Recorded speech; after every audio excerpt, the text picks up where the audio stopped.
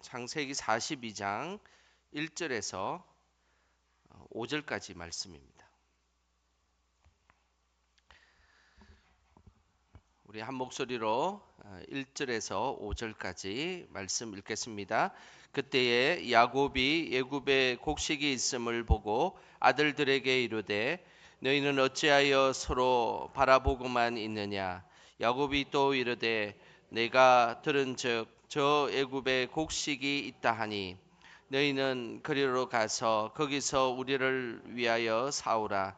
그러면 우리가 살고 죽지 아니하리라 하매 요셉의 형 10사람이 애굽에서 곡식을 사려고 내려갔으나 야곱이 요셉의 아우 베냐민은 그의 형들과 함께 보내지 아니하였으니 이는 그의 생각에 재난이 그에게 미칠까 두려워함이었더라. 이스라엘의 아들들이 양식 사러 간 자 중에 있으니 가나안 땅에 기근이 있음이라. 아멘. 오늘도 이 밤에 기도의 자리에 나오신 우리 성도님들 주님의 이름으로 축복합니다. 늘 기도의 자리에서 또 하나님 응답 받으시고 기도의 자리에서 승리하시기를 축복합니다. 인류가 에덴 동산에 쫓겨난 이후부터 인류에게는 두려움이라는 것이 생겼습니다. 그래서 전 인류의 모든 사람들에게 두려움이라는 것은 모두가 가지고 있는 인간의 본능적인 것과 비슷한 것입니다. 특별히 지위가 높은 사람일수록 두려움을 더 많이 가지고 있다는 사실을 우리는 알 수 있습니다.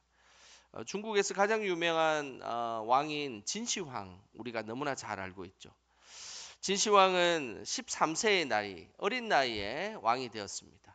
그리고 13세 때는 그의 어머니가 사실은 국정을 다스렸고 이제 20세가 되어서 기반을 마련하기 시작했습니다.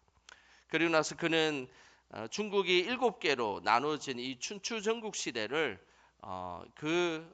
진나라를 통하여서 진시황이 있었던 진나라를 통하여서 완전히 통일을 시켰던 아주 위대한 왕입니다.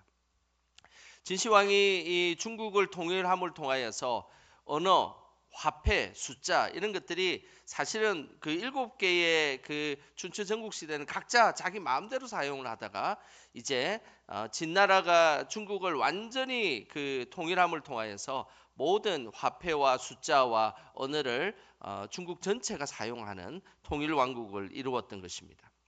그래서 사실은 오늘날 중국이 큰 힘을 발휘할 수 있는 것은 진시황의 그 역량이라 할 수 있습니다. 천하를 통일한 진시황에게는 두 가지의 두려움이 있었습니다. 진시황은 먼저 중국을 통일했지만 북방에서 여진족과 같은 북방민족이 계속 쳐들어올 것이다 라는 두려움을 갖고 있었습니다. 그래서 우리가 잘 아는 만리장성을 그 중국의 북방민족을 막기 위해서 어마어마하게 긴 지금도 그렇게 건축을 하려면 하기 힘들 정도의 만리장성을 쌓게 되었습니다. 그리고 또 한 가지의 두려움은 죽는 것이었습니다. 자신이 통일 천하를 이루고 난 이후에 진시황은 죽는 것에 대한 두려움을 갖고 있었습니다. 그래서 신하들을 불러서 전 세계에 죽지 않는 초, 불로초를 다 구해오라고 그렇게 시켰습니다. 자신의 삶에 위대한 왕이었고 높은 위치에 있었음에도 불구하고 그에게는 그런 두려움을 통하여서 극복하지 못하는 두려움에 사로잡혀 살아갔고 그렇게 살아갔던 인간의 연약한 모습, 그것이 바로 우리의 모습이기도 하고 그리고 진시황의 모습이기도 합니다. 한나라의 왕이 천하를 통일해도 여전히 그의 마음속에는 두려움이라는 것을 가지고 있게 되어 있습니다.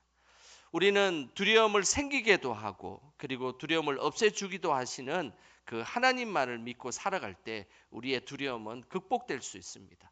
늘 하나님 붙들고 살아감으로 두려움을 이기시기를 주님의 이름으로 축복합니다. 야곱의 가정에는 큰 두려움이 찾아왔습니다. 오늘 1절에 그 모습이 있는데요. 우리 1절 말씀 같이 함께 읽어보겠습니다. 그때에 야곱이 애굽에 곡식이 있음을 보고 아들들에게 이르되 너희는 어찌하여 서로 바라보고만 있느냐. 야곱의 가정의 큰 두려움, 그 두려움은 바로 그때라는 이 단어에 숨겨져 있습니다. 오늘 이 그때는 어떤 때입니까? 오늘 본문은 42장인데 바로 앞에 41장 마지막 절 57절에 보면 이렇게 기록하고 있습니다. 각국 백성도 양식을 사려고 애굽으로 들어와 요셉에게 이르렀으니 기근이 온 세상에 심함이었더라. 오늘 이 그때는 바로 기근이 심한 그때를 의미합니다. 이 기근은 단순히 이집트 내부의 기근이 아니라 이집트를 둘러싼 모든 주변 나라들이 다 기근에 빠져서 먹을 것이 없었던 것이었습니다. 가나안 땅에 살고 있었던 야곱의 가족에도 예외 없이 기근이 찾아온 것입니다. 야곱의 가정도 양식이 없어서 굶주릴 수밖에 없는 두려움이 찾아오게 된 것입니다. 먹을 것이 없는 두려움. 그것은 고대 사회에 살아가는 많은 사람들에게 큰 두려움이었습니다. 모두가 기근으로 죽을 수밖에 없었기 때문입니다. 그래서 야곱은 아들들에게 옆나라 이집트에 가서 양식을 사오라라고 오늘 1절에 보면 책망하는 장면이 나오는 것입니다. 우리가 살아가다 보면 우리의 생존에 대한 기본적인 두려움이 찾아올 때가 있습니다. 그것은 우리에게 너무 중요한 일입니다. 먹고 사는 이 문제가 해결되지 않을 때 우리는 사실은 살아가는데 많은 두려움을 느끼게 되어 있습니다. 이집트가 많은 재물을 가지고 있었지만 그러나 중요한 것은 정작 야곱의 가족들에게는 아무런 도움이 되지 못했던 것입니다. 광야 40년 동안 이스라엘 백성들이 겪었던 두려움도 마찬가지였습니다. 40년 동안 그들이 겪었던 두려움은 다른 것이 아니었습니다. 먹을 것이 없는 것에 대한 두려움이었습니다. 이 생존에 대한 두려움, 이 두려움은 누구나가 갖는 두려움이기도 하고 그리고 우리 인간에게는 너무나 필요한 두려움이기도 합니다. 이 생존에 대한 두려움 뒤에는 늘 하나님의 도우심이 있다라는 것을 우리가 눈으로 보는 사람, 그 사람이 바로 믿음의 사람입니다. 신명기 8장에 보면 하나님께서 생존에 대한 두려움을 주신 이유를 이렇게 말씀하고 있습니다. 신명기 8장 3절 말씀입니다. 우리 같이 한번 읽어보겠습니다. 너를 낮추시며 너를 줄이게 하시며 또 너도 알지 못하며 내 조상들도 알지 못하던 만나를 내게 먹이신 것은 사람이 떡으로만 사는 것이 아니요 여호와의 입에서 나오는 모든 말씀으로 사는 줄을 내가 알게 하려 하심이라. 우리 인생이 먹을 것만 해결되면 다 되는 인생처럼 살아가지만 사실은 우리 인생에 먹을 것만 해결되면 하나님이 필요 없는 인생으로 살 가능성이 많다는 것입니다. 하지만 하나님이 우리에게 말씀을 주시는 것은 하나님이 필요한 인생으로 살아가기를 원하시는 것입니다. 그래서 하나님은 늘 우리에게 이 생존이라는 중요한 것에 두려움을 주시고 그 두려움을 통하여서 하나님이 정말 우리의 인생에 필요하시구나라는 것을 느끼게 하신다는 것입니다. 하나님이 필요로 하는 인생, 그 인생은 늘 하나님께서 모든 것을 채워주신다라는 것을 잊지 않으시기를 소망합니다. 이것이 우리가 믿음을 가진 자의 모습이 되어야 합니다. 늘 하나님이 필요한 인생이 되어 인생의 이 근원적인 두려움을 물리치시기를 주님의 이름으로 축복합니다. 야곱의 가정에는 또 다른 두려움이 있었습니다. 4절에 그 두려움이 있습니다. 우리 4절 같이 한번 읽어보겠습니다. 야곱이 요셉의 아우 베냐민은 그의 형들과 함께 보내지 아니하였으니 이는 그의 생각에 재난이 그에게 미칠까 두려워함이었더라. 야곱의 가정의 또 다른 두려움은 사고에 대한 두려움이었습니다. 야곱이 있는 이 가나안 땅에서 이집트까지 가는 거리가 한 400km 정도 되는 거리입니다. 그러니까 서울에서 밑에 부산까지 가는 정도의 거리인 것이죠. 그 먼 거리에 이들이 걸어가는 동안에 혹시 사고가 나서 특별히 아끼는 베냐민이 죽지 않을까 야곱은 늘 두려워했습니다. 왜냐하면 이전에 요셉도 먼 곳을 보냈다가 죽음을 맞이했던 경험을 갖고 있었기 때문입니다. 그의 과거의 상처가 오늘의 발걸음을 붙잡고 있었던 것입니다. 모두가 공평하게 일을 시키려면 베냐민도 사실은 10명의 형들과 함께 보내야만 했습니다. 하지만 야곱은 두려웠습니다. 요셉처럼 베냐민도 죽을 수 있다는 두려움을 갖고 있었기 때문입니다. 이것이 사고에 대한 두려움입니다. 우리는 살아가다 보면 이런 사고에 대한 두려움을 가지고 있습니다. 그래서 늘 자녀들이 밖에 나갈 때 차 조심해라, 사람 조심해라 라는 당부를 하게 되는 것입니다. 왜냐하면 정말로 사고가 날까와 두려워하기 때문입니다. 그런데 정말로 사고가 날까와 두려워함을 통하여서 아무것도 하지 못하고 집 밖을 나가지 못한다면 그의 인생은 어떻게 될까요? 미국의 유명한 철학자 존 쉐드라는 사람이 있습니다. 그 존 쉐드는 이런 이야기를 했습니다. 배는 항구에 있을 때 가장 안전하지만 그것이 배의 존재의 이유는 아니다라는 이야기를 했습니다. 그렇습니다. 배는 항구에 있을 때 가장 안전합니다. 그래서 꼭 늘 항구 속에 그냥 꼭꼭 묻어두고 그냥 닻을 내려서 그냥 그곳에 정박해 두면 좋을 것 같습니다. 그런데 배의 목적은 항구에 그냥 있는 것이 배의 목적이 아닙니다. 바다를 향해 가고 그리고 거친 파도와 바람에 맞서면서 바다를 향해 나갈 때 그것이 진정한 배의 가치가 있다는 것입니다. 우리는 우리의 삶에 많은 사고에 대한 두려움, 어떤 일을 처음 시작하는 것에 대한 두려움, 많은 두려움이 우리에게 닥칠 때에 그냥 항구 속에서 편안하게 그곳에 있고 싶을 때가 많습니다. 그러나 하나님은 우리가 그렇게 살아가기를 원치 아니하십니다. 우리가 힘든 일이 있고 두려움이 우리에게 찾아올지라도 그것을 뚫고 그 일들을 진행하기를 원하신다는 것입니다. 그렇게 할 때 우리의 인생의 진정한 가치가 그곳에 발견되어지는 것입니다. 하나님은 두려움에 떨고 있던 여호수아에게 그냥 내 뒤에 숨어서 내 가만히 있으라라고 말씀하지 아니하셨습니다. 여호수아서 1장 9절에 이런 말씀이 있습니다. 우리 같이 한번 읽어보겠습니다. 내가 내게 명령한 것이 아니냐. 강하고 담대하라. 두려워하지 말며 놀라지 말라. 내가 어디로 가든지 내 하나님 여호와가 너와 함께 하느니라 하시니라.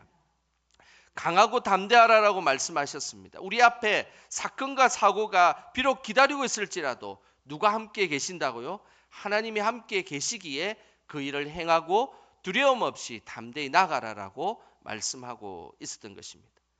만약에 여호수아가 정말 너무나 두려운 나머지 그냥 하나님 뒤에 숨어서 아무것도 하지 못하고 가나안 땅에 덜컥 도착했다면 아마 여호수아는 가나안 땅 거민들에 의해서 오히려 반대로 정복을 당하는 불쌍한 인생이 되었을 것입니다. 그러나 여호수아는 결코 하나님 뒤에 숨어서 가만히 있는 존재가 아니라 하나님과 함께하며 그 가나안 거민들을 쫓으며 여리고성을 물리치고 아이성을 물리치고 그리고 가나안 족속을 물리칠 수 있는 위대한 장군이 되었다는 것입니다. 우리도 늘 두려움으로 주저하는 인생이 아니라 하나님의 함께하심을 통하여서 담대히 살아가시기를 주님의 이름으로 축복합니다. 자녀들이 아침에 첫 길을 걸어갈 때도 너무 걱정하지 마시길 바랍니다. 우리가 해야 될 것은 걸어가는 그 길에 하나님 동행하여 주십시오. 그에게 담대함을 주십시오. 이렇게 기도하는 것이 필요하다는 것을 우리는 잊지 말아야 하는 것입니다. 야곱은 식량의 부족으로 생존의 두려움과 자녀를 잃을까봐 사건의 두려움을 가지고 있었습니다. 하지만 야곱의 가족들은 이 두려움을 이겨내고 이집트로 향하게 되었습니다. 오늘 5절에 그 마지막 모습이 나오는데요. 우리 5절 같이 한번 읽어보겠습니다. 이스라엘의 아들들이 양식 사러 간 자 중에 있으니 가나안 땅에 기근이 있음이라. 오늘 본문에는 아주 중요한 비밀이 하나가 숨겨져 있습니다. 눈치가 빠르신 분들은 알 수 있습니다. 1절부터 4절에는 그냥 야곱을 야곱이라 부르고 있습니다. 그런데 갑자기 5절에는 야곱을 뭐라 부르고 있습니까? 맞습니다. 이스라엘이라고 부르고 있습니다. 야곱은 하나님의 언약이 없을 때 불려졌던 이름입니다. 그러나 이스라엘은 하나님이 다시 약복강과 베델에서 하나님의 언약의 백성이 되었을 때 다시금 하나님이 불러주셨던 이름입니다. 성경이 1절부터 4절까지 야곱이라 부르다가 갑자기 5절에 이스라엘이라고 부른 것은 이제 본격적으로 야곱이 그 두려움을 이겨내고 하나님과 함께하는 삶을 보였다는 것을 보이고 있습니다. 야곱이 기근을 두려워하고 베냐민이 사고 날까봐 늘 두려워하며 살았던 인생이라면 여전히 그냥 야곱이라는 이름으로만 살고 있었을 것입니다. 하지만 두려움을 이기고 이집트로 아들들을 보낼 때는 이제 당당하게 이스라엘이라는 이름으로 그가 존재하고 있다는 것입니다. 결국 우리가 하나님의 약속을 붙들고 나아갈 때에 우리는 보통의 야곱이 아니라 믿음의 이스라엘이 되는 것입니다. 오늘도 우리를 두렵게 하는 것, 그것이 무엇입니까? 생존에 관련된 것이 무엇입니까? 아니면 혹시나 생존에 관련된 것, 사건, 사고로 인해서 늘 주저하며 두려워하며 살아가고 있지는 않습니까? 발걸음을 하나 떼지도 못하고 그냥 머물러서 그냥 걱정과 근심 속에 사로잡혀 있지는 않습니까? 그때마다 하나님을 붙들고 담대히 살아가시기를 축복합니다. 그럴 때 우리의 산성과 요새가 되어주시는 그 하나님이 우리를 보호하여 주실 것이고 우리의 발걸음을 인도하여 주실 것입니다. 이런 은혜가 우리 안에 늘 가득하시기를 주님의 이름으로 축원합니다. 이 시간 우리